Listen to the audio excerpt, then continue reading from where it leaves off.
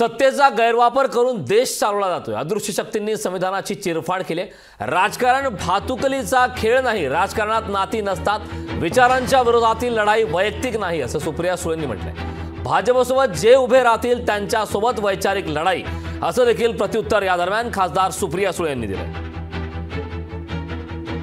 ज्या माणसांनी पक्ष स्थापन केला, फाउंडर मेंबर आणि फाउंडर अध्यक्ष त्या पक्षाचे, त्यांच्याकडून चुकीच्या पद्धतीने पक्ष आणि चिन्ह हिसकावून घेण्यात आलं। त्यामुळे क्रेडिट टू अदृश्य शक्ती, कारण का देश आता संविधानाने चालतच नाही आहे, तो अदृश्य शक्ती चालवते।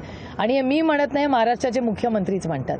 त्यामुळे अदृश्य शक्ती यांनी संविधान हे त्याचा चिरफाड करायचाच निर्णय घेतलेला आहे। त्यामुळे दुर्दैव आहे की भारतरत्न डॉक्टर बाबासाहेब आंबेडकरांनी ज्या संविधानाच्या चौकटीत राहून आम्ही राजकारण आणि समाजकारण केलं, ज्याचा मान सन्मान आम्ही करतो, त्याचा पूर्णपणे त्याचा गैरवापर करून आज राज्य आणि देश चाललेला आहे। या कमिशनची पण काही चूक नाही हो। अदृश्य शक्तीचं इतकं प्रेशर या सगळ्या संस्थांवर असतं की ते बिचारे काय करतील। माझ्यासाठी ही लढाई वैयक्तिक नाही, माझी वैचारिक लढाई आहे। माझी लढाई कुठल्याही वैयक्तिक माणसाची नाही, माझी लढाई भारतीय जनता पक्ष आणि त्याच्या चुकीच्या निर्णयांच्या विरोधात आहे। आणि त्यांच्या आघाडीत जे कोणी त्या चुकीच्या विचारात काम करत असतील, त्या विचाराच्या, म्हणजे मला तो विचार चुकीचा वाटतो किंवा अयोग्य वाटतो, त्याच्यामुळे त्या वैचारिक विचाराशी माझी लढाई आहे, वैयक्तिक माझी कुणाशीही नाही।